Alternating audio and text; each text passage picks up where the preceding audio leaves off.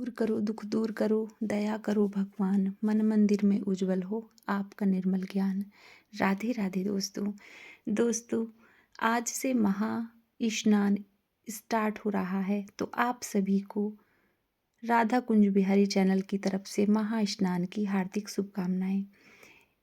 ये व्रत धारण करने वाले पूरे 1 महीने स्नान करते हैं।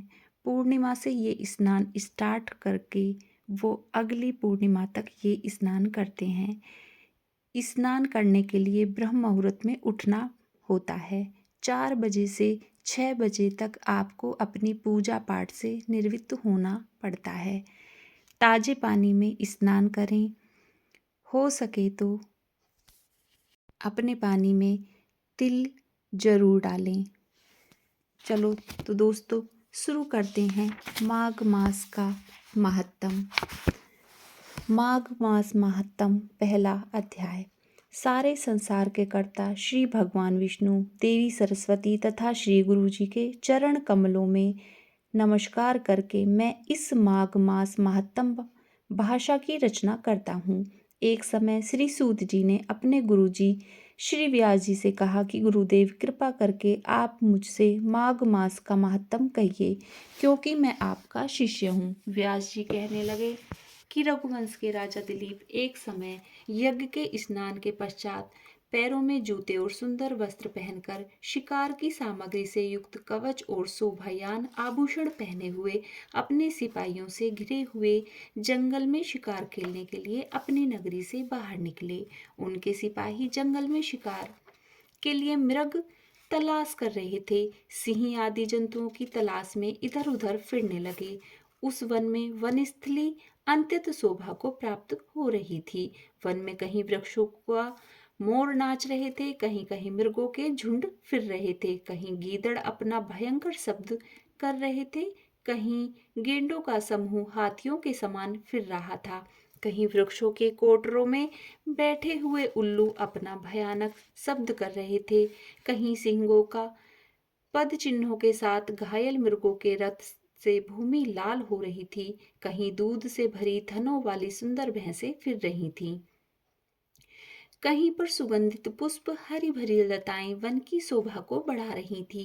कहीं कहीं बड़े बड़े पेड़ खड़े हुए थे, तो कहीं पर उन पेड़ों पर बड़े बड़े अजगर और उनकी कैंचुलियां भी पड़ी हुई थीं। उसी समय राजा के सिपाहियों के बाजे की आवाज सुनकर एक मृग वन में से निकलकर भागने लगा और बड़ी बड़ी चौकड़ियां भरता हुआ आगे बढ़ा। राजा ने उसके पीछे अपना घोड़ा दौड़ाया, परंतु मृग पूरी शक्ति से भागने लगा। मृग कांटेदार वृक्षों के एक जंगल में घुसा और राजा ने भी उसके पीछे वन में प्रवेश किया, परंतु दूर जाकर मृग राजा की दृष्टि से ओझल होकर कहीं निकल गया। राजा निर्जन वन में अपने सैनिकों सहित प्यास के मारे अति दुखी हो गया। दोपहर के समय अधिक मार्ग पर चलने से सैनिक थक गए, घोड़े रुक गए। कुछ थोड़ी देर बाद राजा ने एक बड़ा भारी सरोवर देखा, जिसके किनारे पर घने वृक्ष थे। इसका जल सज्जनों के हृदय के समान स्वच्छ और पवित्र था। सरोवर का जल लहरों से बड़ा सुंदर लग रहा था। जल अनेक प्रकार के जल जंतु, मछलियां आदि स्वच्छता से इधर उधर फिर रही थी। दुष्टों के समान निर्दयी चित्त वाले मगरमच्छ भी थे। किसी किसी जगह लोभी के घर के समान सीमाल भी पड़ी हुई थीं। जैसे विपत्ति में पड़े हुए लोगों के दुखों को हरने वाले दानी पुरुष के समान यह सरोवर अपने जल से सबको सुखी करता था। जैसे मेघ चातक के दुख को हरता है। इस सरोवर को देखकर राजा की थकावट दूर हो गई। रात्रि को राजा ने वहीं विश्राम किया और सैनिक पहरा देने लगे और चारों तरफ फैल गए।